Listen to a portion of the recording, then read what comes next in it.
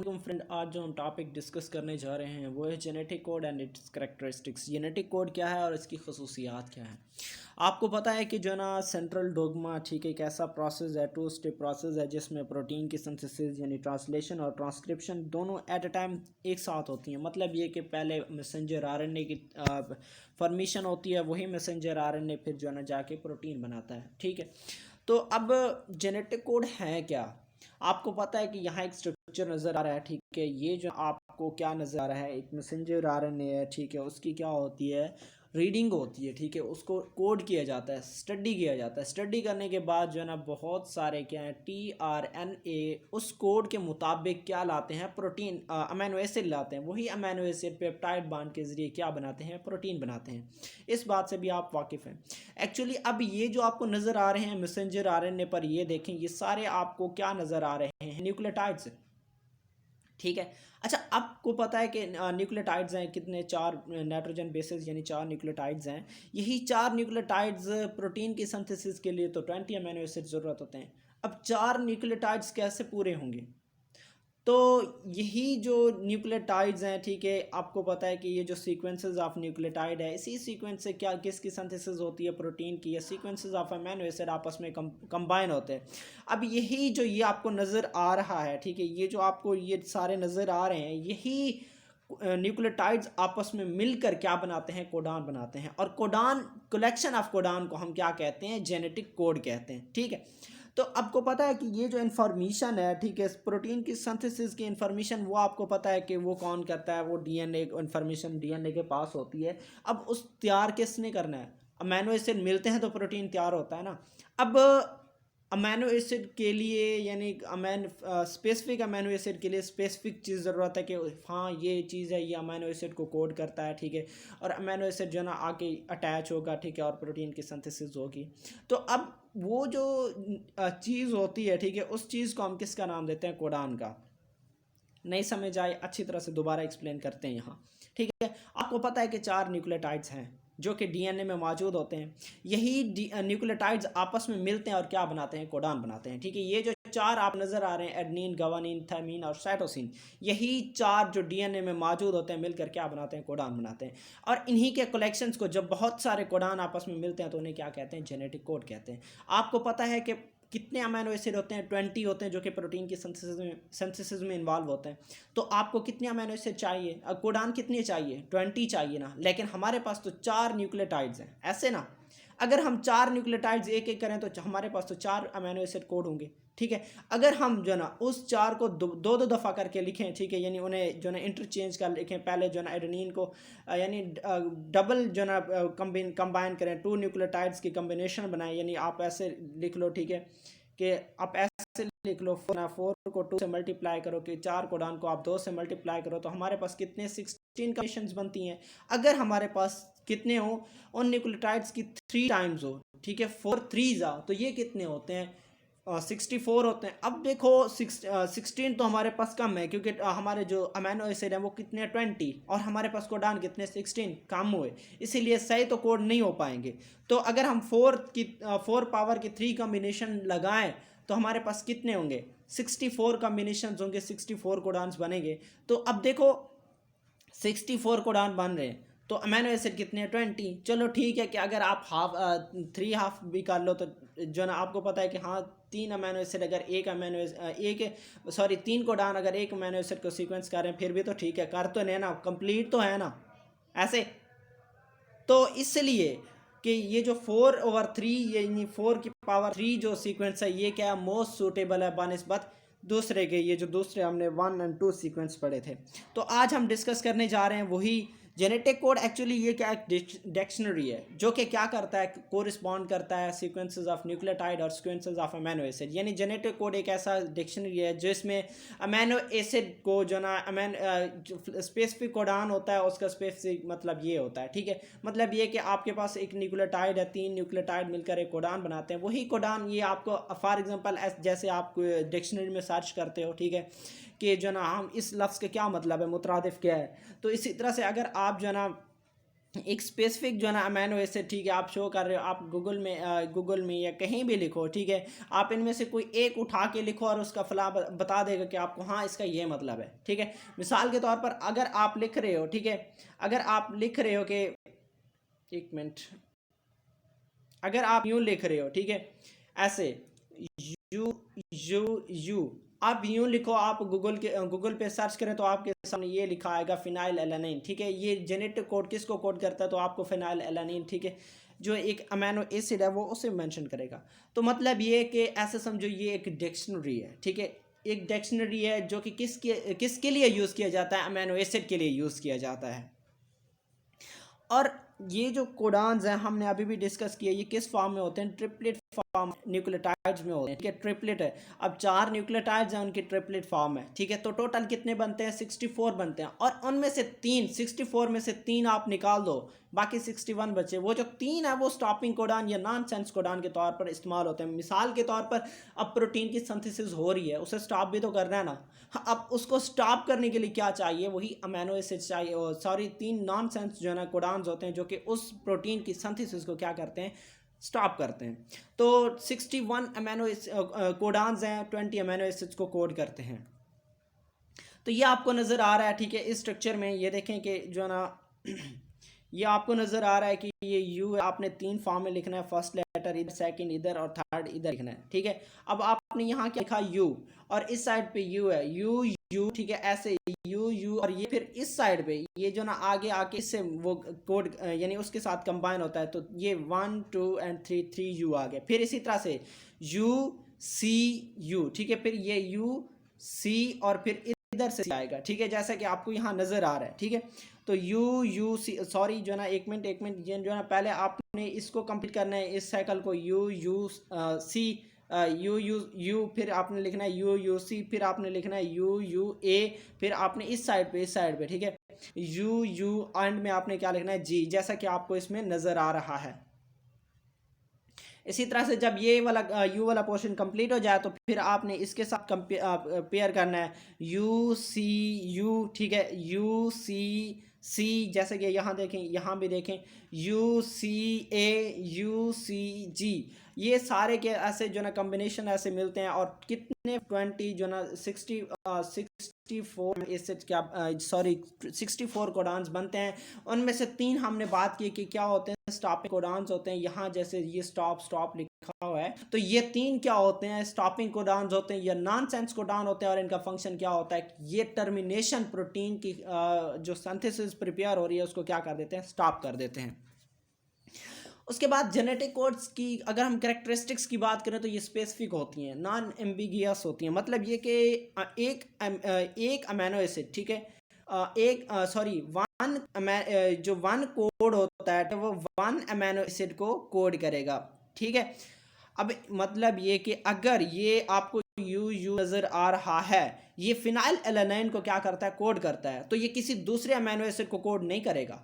Specific यानी code is use for specific amino acid. हाँ, ये बात है कि 3 से 2 या 3 जो ना कोड मिलकर स्पेसिफिक अमीनो एसिड को कोड कर रहे हैं, हाँ वो करेंगे स्पेसिफिक अमीनो एसिड को कोड। ये नहीं कि जो ना अगर वो 2 अमीनो एसिड फिनाइल एलानाइन को कर रहे हैं तो तीसरा जो ना किसी और प्रोलीन या किसी और को कोड कर दें, नहीं, ऐसे नहीं होता। स्पेसिफिक जो कोड्स होते हैं वो स्पेसिफिक अमीनो एसिड के लिए जो है ना वो कर सकते हैं। हाँ, ये हो सकता है कि एक ही सिंगल अमीनो एसिड को 2 या 2 से ज़्यादा अमीनो एसिड क्या करें, कोड करें। उसके बाद यूनिवर्सल हैं, मतलब ये कि हमेशा ऐसे ही रहेंगे, ठीक है, इनका फंक्शन यही है, सारे इनके एक ही फंक्शन सारे अंजाम देते हैं। 61 अमीनो एसिड्स हैं, ये 60 जो है ना 20 अमीनो एसिड्स को क्या करेंगे, कोड करेंगे, ठीक है। ये यूनिवर्सल प्रोसेस है, लेकिन इसमें चंद एक्सेप्शन भी पाई जाती हैं। वो ये कि अगर हम माइटोकॉन्ड्रियल में कोडान्स बात करें, ठीक है, UAA एंड UGA, ये किसको जो ना, एक में UAA मेथायोनिन को और दूसरा UGA ट्रिप्टोफान को कोड करता है। लेकिन अगर हम साइटोप्लाज्म की बात करें तो वहाँ साइटोप्लाज्म में ये जो ना एक आइसोल्यूसिन को और दूसरा एसिन को और दूसरा UGA टर्मिनेशन कोडान के तौर पर इस्तेमाल होता है। तो ये थोड़ी सी एक्सेप्शन पाई जाती है। इसी तरह से AGA और AG, ठीक है, ये किसको कोड करा, अर्जिनिन को, वो किस में, साइटोप्लाज्म में। लेकिन ये जो ना माइटोकॉन्ड्रिया में ये टर्मिनेटिंग कोडान के तौर पर इस्तेमाल होते हैं। तो ये जो ना माइटोकॉन्ड्रिया और साइटोप्लाज्म के हवाले से थोड़ी सी जो ना वो एक्सेप्शन पाई जाती है। ओवरऑल ये क्या होते हैं, यूनिवर्सल होते हैं।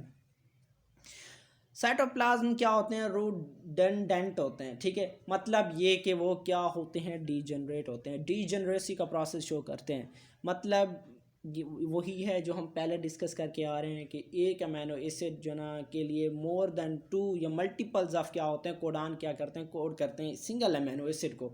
यहाँ जैसे कि आपको दिखाई दे रहा है इस स्ट्रक्चर में, आपको यहाँ से यहाँ तक देखो, सॉरी ये थोड़ा सा ऊपर, ठीक है, ये जो ना यहाँ से देखो आप, ओ सॉरी, ये जो हाँ यहाँ से देखो आप, अब ये कितने हैं, ल्यूसीन के लिए 6 जो कोडान्स हैं वो सिर्फ एक ही सिंगल अमीनो एसिड ल्यूसीन को कोड कर रहे हैं, ठीक है। अब जो ना डिफरेंट, अब जो प्रोलीन है, ठीक है, आप प्रोलीन को यहाँ देख लो, ये 4 जो ना कोडान्स एक ही प्रोलीन को क्या कर रहे हैं, कोड कर रहे हैं, और यही कोडान किसी और को कोड नहीं कर रहे। आप इस टेबल को देख लो अच्छी तरह से, ठीक है, गौर करो, इसमें से कोई यही इन जिनकी मैंने बात की है, ठीक है, इनके इनमें इन यही जो ये सारे 6 कोडान्स हैं इस ल्यूसीन के, ये ल्यूसीन के अलावा किसी को कोड नहीं करेंगे, ठीक है। इसी तरह से प्रोलीन के जो 4 कोडान है वो सिर्फ प्रोलीन को ही कोड करेंगे और किसी को कोड नहीं करेंगे। तो मतलब ये कि मल्टीपल ऑफ कोडान्स क्या कर सकते हैं, सिंगल अमीनो एसिड को क्या कर सकते हैं, कोड कर सकते हैं। और एक्सेप्शन ये है कि जो ना ट्रिप्टोफान और methionine, each amino acid has multiple codon, इनके पास क्या होते हैं, मल्टीपल कोडान्स होते हैं, जैसा कि यहाँ आपको नज़र आ रहा है हमारे जो इसमें मैंने इनको बताया ल्यूसीन को। इसी तरह से ये जो ना थायरोनिन है, इसके लिए क्या होते हैं, 3 अमीनो एसिड वो कोड करते हैं, ठीक है। लेकिन उन्होंने जो बात की है ट्रिप्टोफान और किसकी बात की है, मिथायोनिन, इनके लिए 1-1 होता है, ठीक है, ठीक है। आपका ये ट्रिप्टोफान और मिथायोनिन है, इनके लिए सिर्फ एक एक कोडान होता है, ठीक है। बाकी सबके लिए मल्टीपल्स ऑफ कोडान हो सकते हैं, किसी के लिए 2 हैं तो किसी के लिए 3 है तो किसी के लिए 4 है तो किसी के लिए 6 है, ठीक है। लेकिन जो इनके लिए ट्रिप्टोफान और मिथायोनिन है, इनके लिए सिर्फ एक एक अमीनो जो ना एक एक कोडान मौजूद होता है। Genetic codes are not non overlapping and non punctuated, मतलब ये कि ये आपस में ओवरलैप नहीं होते, और दूसरी बात ये कि नॉन पंक्चुएटेड होते हैं, मतलब इनमें कोई कामा नहीं होते, कोई फुल स्टॉप नहीं है, तो कोई कुछ नहीं होता। ये ऐसे समझो एक कंटिन्यूस चीज़ है जो ऐसे चलती रहती है, और उन प्रोटीन की सिंथेसिस क्या होती है, स्टार्ट होती है, और एंड में क्या होता है, आपके जो ना स्टॉपिंग कोडान आते हैं जो कि प्रोटीन की सिंथेसिस को स्टॉप कर देते हैं, ठीक है। तो जिस पॉइंट पे ये जो ना प्रोटीन की सिंथेसिस स्टार्ट हो रही है, स्टार्टिंग पॉइंट जो जिसे हम क्या कहते हैं, रीडिंग फ्रेम भी कहते हैं, और रीडिंग फ्रेम मतलब ये कि स्टार्टिंग पॉइंट अमीनो एसिड की जो प्रोटीन की सिंथेसिस है, उस सिंथेसिस को स्टार्ट करने के लिए एक अमीनो एसिड चाहिए होता है, वो है मिथायोनिन, ठीक है। उसे हम आगे डिस्कस करेंगे, वो भी आएगा।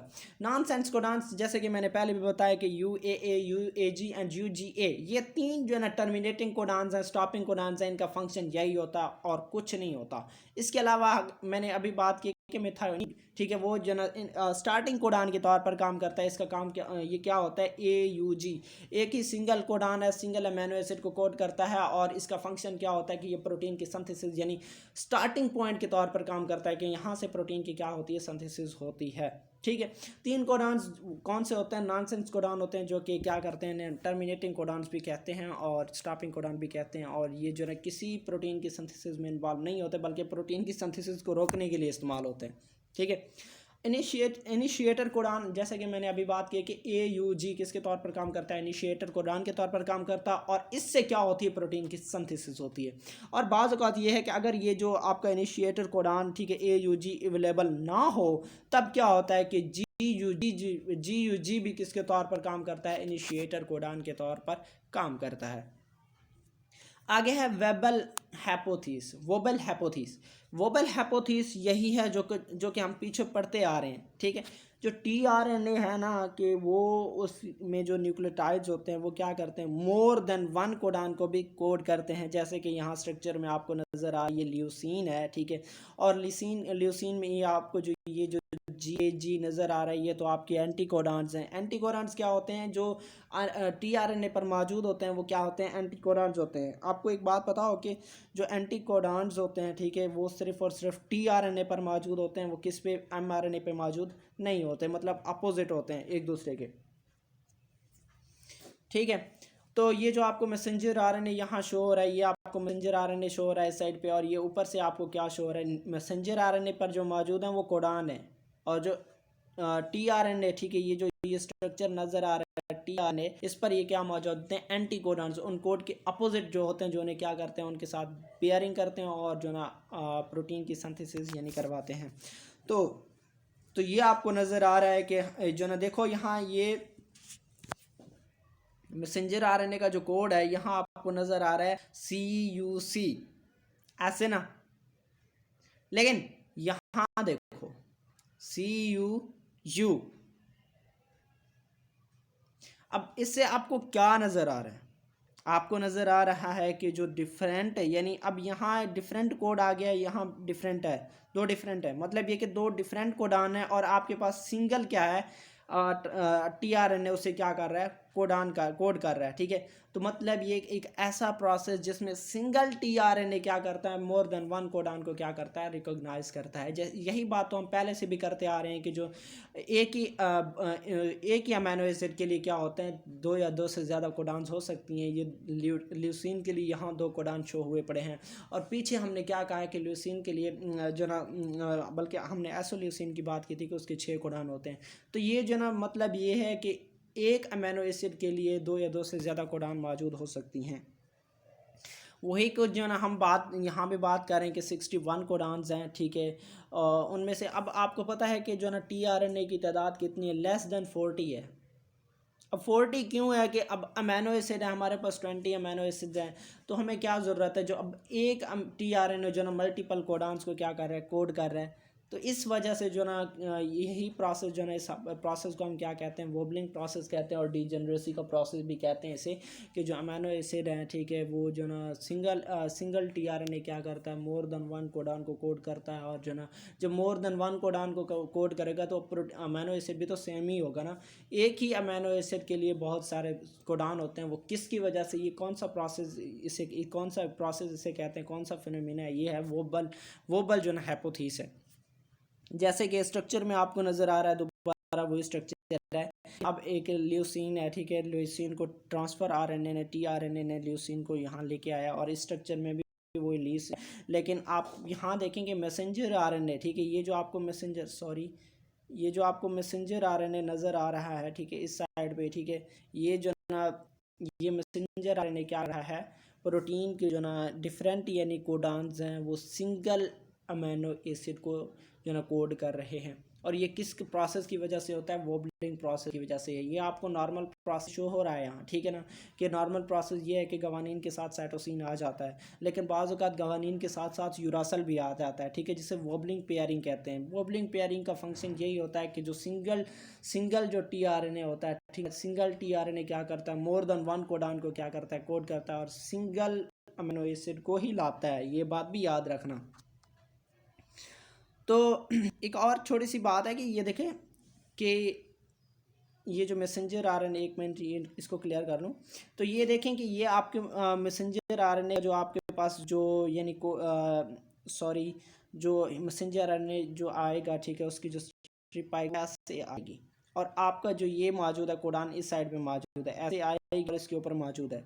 तो ये मैसेंजर आरएनए का वन पोजीशन है, ठीक है, लेकिन यानी फर्स्ट इसका जो न्यूक्लियोटाइड है, लेकिन इधर कौन सा न्यूक्लियोटाइड, 3 न्यूक्लियोटाइड है। यहाँ कौन सा न्यूक्लियोटाइड है, 2 न्यूक्लियोटाइड है। वहाँ भी क्या है, 2 है, लेकिन इधर देखें, इधर 3 है, उधर 1 है। तो इसकी वजह से, ठीक है, इसकी वजह से कौन सा प्रोसेस अकर होता है, वोबलिंग पेयरिंग अकर होता है, ठीक है। यानी वोबलिंग प्रोसेस किन के दरमियान में होता है, ट्रेडिशनल क्या होती है, बाकी दो तो ट्रेडिशनल है, ठीक है, लेकिन ये क्या है, नॉन ट्रेडिशनल है, कि 1 3 के साथ कंपेयर कर रहा है, ठीक है। तो यानी जो मैसेंजर आरएनए किस डायरेक्शन में आता है, वो आता है 5 to 3, जैसे कि आप देख 3 to 5, लेकिन जो tRNA मौजूद है वो कौन सा है, 5 to 3, उल्टा, ठीक है। तो इस वजह से जो ये फिनोमिना है, इसे हम क्या कहते हैं, वोबल पेयरिंग या वोबल फिनोमिना कहते हैं। वोबल फिनोमिना के तहत जो प्रोटीन को कोड करने के लिए कोडान्स होते हैं, वो कितने होते हैं, 4 होते हैं, ठीक है, कि किस फॉर्म में कोडान होते हैं, 3 to 5 जो ना फॉर्म में कोडान होते हैं। और आपको पता है कि जो ना first 3 codons can be recognized by single tRNA, ठीक है। और ये जो फर्स्ट जो 3 जो ना ये आपको नज़र आ रहे हैं, ठीक है, ये फर्स्ट 3 जो कोडान्स हैं उसके लिए सिंगल सिर्फ अमीनो एसिड क्या करता है, कोड करता है, ठीक है। उसके बाद क्लिनिकल सिग्निफिकेंस की बात करें कि mutations can be well explain by using genetic code. अब देखो, अगर जेनेटिक कोड में तब्दीली आ रही है तो म्यूटेशन भी तो आ सकती हैं, तब्दील हो सकते हैं। जेनेटिक कोड तब्दील हो रहे हैं तो प्रोटीन की सिंथेसिस में भी तब्दीली आएगी कि नहीं आएगी, आएगी ना। तो अब उसके लिए जो ना ये आपको नज़र आ रहे हैं, ठीक है, एक पॉइंट म्यूटेशन और दूसरा क्या है, frame shift mutation. Point mutation में साइलेंट में सेंस है, नॉन सेंस म्यूटेशन और फ्रेम शिफ्ट एक अलग म्यूटेशन है। तो अब साइलेंट म्यूटेशन में ये होता है कि अगर आपका जो कोड न्यूक्लियोटाइड है उसमें तब्दीली तो आ रही है, लेकिन वो तब्दीली मास्क हो जाती है, शो नहीं होती, ठीक है। इसको क्या कहते हैं, साइलेंट म्यूटेशन कहते हैं। म्यूटेशन इज आम नोटिस्ड, यानी उसे नोटिस नहीं किया जाता। मिसाल के तौर पर इस स्ट्रक्चर में आपको नजर आ रही है ए, ये किसको कोड कर रहा है, ग्लूटामिक एसिड, ग्लूटामेट को जो ना कोड कर रहा है। लेकिन अगर आप बात करो जी जन में तब्दीली आ जाती, ठीक है, ए किसके साथ कन्वर्ट हो रहा है, जी के साथ कन्वर्ट हो रहा है, तो फिर ये भी किसको कोड करेगा, ग्लूटामेट को कोड करेगा। मतलब ये कि म्यूटेशन तब्दीली आई है, लेकिन वो तब्दीली क्या है, उस म्यूटेशन को यानी उसकी फिनोटाइपिक जो है ना वो फिनोटाइप के हवाले से वो शो नहीं होता, ठीक है। तब्दीली होती है लेकिन फिनोटाइप जो है ना वो चेंज नहीं होता। उसके बाद है मिससेंस म्यूटेशन। मिससेंस म्यूटेशन में ये होता है कि मिसाल के तौर पर इस यहाँ आपको नज़र आ रहा है ए, तो यही ए किसके साथ तब्दील हो रहा है, इस सी साथ। अब ए आपको जो कोड नज़र आ रहा है CAT, ठीक है। अब ये जो ए है वो किसके साथ कन्वर्ट होता है, CCT। जो CAT, ये देखें, ये जो CAT आपको नज़र आ रहा है, ये किसको, हिस्टडीन को जो ना कोड कर रहा था। लेकिन यहाँ देखें, ये CCT जब आपस में मिलेगा तो वो किसको कोड करेगा, प्रोटीन को कोड करेगा। तो मतलब ये कि हमें जो प्रोटीन चाहिए वो तो नहीं मिल रही, उसमें कोई थोड़ी सी तब्दीली आ गई, हमने हिस्टडीन को मिलाया, लेकिन यहाँ हिस्टडीन के दरमियान में प्रोलीन आ गए। तो मतलब ये कि आपका जो प्रोटीन हासिल होगा उसमें थोड़ी सी तब्दीली होगी, तो मतलब प्रोटीन की मेल फंक्शनिंग होगी, उसकी फंक्शनिंग एक्यूरेट नहीं होगी। अगर इस तरह से हो गया, loss of functional capacity of protein की फंक्शनल कैपेसिटी क्या हो जाएगी, लॉस हो जाएगी। नॉनसेंस म्यूटेशन, आपको पता है कि नॉनसेंस कोडान्स, ठीक है, जिन्हें हम टर्मिनेटिंग कोडान्स भी कहते हैं। अब प्रोटीन के सिंथेसिस के लिए आपको क्या दिया गया है, मैसेंजर आरएनए दिया गया है। वही मैसेंजर आरएनए, ठीक है, उसमें अगर गलती से, ठीक है, म्यूटेशन आ गई है, कि मतलब ये कि उसमें स्टॉपिंग कोडान आ गया है, तो वो स्टॉपिंग कोडान यानी सिंगल होगा, सिंगल उससे, ठीक है, सिंगल न्यूक्लियोटाइड में तब्दीली की वजह से क्या बन जाता है, वो स्टॉपिंग कोडान बन जाता है। तो वही क्या करेगा, प्रोटीन की चेंज की जो सिंथेसिस है उसे तोड़ देगा, ठीक है, स्टॉप कर देगा। तो इस तरह से जो प्रोटीन की जो सिंथेसिस है वो क्या हो जाएगी, रुक जाएगी और शॉर्ट प्रोटीन बनेगा। तो यहाँ से देख लें आप, ठीक है, यहाँ सिंगल न्यूक्लियोटाइड में तब्दीली आ रही है, ठीक है। अब ये जो CAG आपको नजर, ठीक है, CAG ग्लाइसिन को कोड कर रहा है। अगर इस CA की जगह TAG आ जाए, ठीक है, TAG आ जाए, वो तो स्टॉपिंग कोडान के तौर पर काम करता है, तो बात तो ख़त्म हो गई, ठीक है। जो इतनी बड़ी लंबे प्रोटीन बन रही थी उसके दरमियान में क्या आ गया, स्टॉपिंग कोडान आ गया और उसने प्रोटीन की सिंथेसिस को क्या कर दिया, रोक दिया। नेक्स्ट है frame shift mutation. Frame shift mutation में ये होता है कि अमीनो एसिड या तो डिलीट हो जाए या रिमूवल हो जाए या उसमें चेंजिंग आ जाए, ठीक है। तो इस किस्म की जो म्यूटेशन को हम क्या कहते हैं, फ्रेम शिफ्ट म्यूटेशन कहते हैं। जैसे कि यहाँ आपको नज़र आ रहा है GAA, अब ये इसमें सिर्फ चेंजिंग आई है, AAG। अब GAA किसको कोड कर रहा है, ग्लूटामेट को कोड कर रहा है, लेकिन यहाँ AAG किसको कर रहा है, लाइसिन को कर रहा है। मतलब ये कि उसमें चेंजिंग है, अल्टरनेशन ऑफ बेसिस, ठीक है। तो इसी तरह से यहाँ GCA ये एलानाइन को कोड कर रहा है, लेकिन अगर आप क्या कर दो इसे, अब ये जो G यहाँ से मूव हो गया और उसके साथ एक नेव जो ना वो आ गया है, G अटैच हो गया, तो C अटैच हो गया, तो CAC इसको कोड कर रहा है, हिस्टडीन को, वहाँ एलानाइन को कोड कर रहा था, ठीक है। उसमें थोड़ी सी जो ना डिलीशन हुई और न्यू पार्ट उसके साथ जब अटैच हुआ तो वो डिफरेंट अमीनो एसिड को कोड करता है। इसी तरह से जो ना CGT आपको नज़र आ रहा है यहाँ, ठीक है, CGT वो ग्लाइसिन को कोड करता है। अगर उसमें से T जो ना डिलीट हो जाए, ठीक है, तो डिलीट हो जाए तो क्या होता है, वो किसी अमीनो एसिड को कोड नहीं करेगा। तो ये था आज का हमारा टॉपिक। उम्मीद है कि आपको समझ आ गया होगा। इतना मुश्किल टॉपिक नहीं है, बहुत ही आसान है और उम्मीद करता हूँ कि ये टॉपिक आपको बिल्कुल क्लियर हो गया होगा। अगर कोई प्रॉब्लम है ठीक है इस टॉपिक के हवाले से तो आप कमेंट बॉक्स में मैसेज करें, इंशाल्लाह हम उसका जवाब भी ज़रूर देंगे।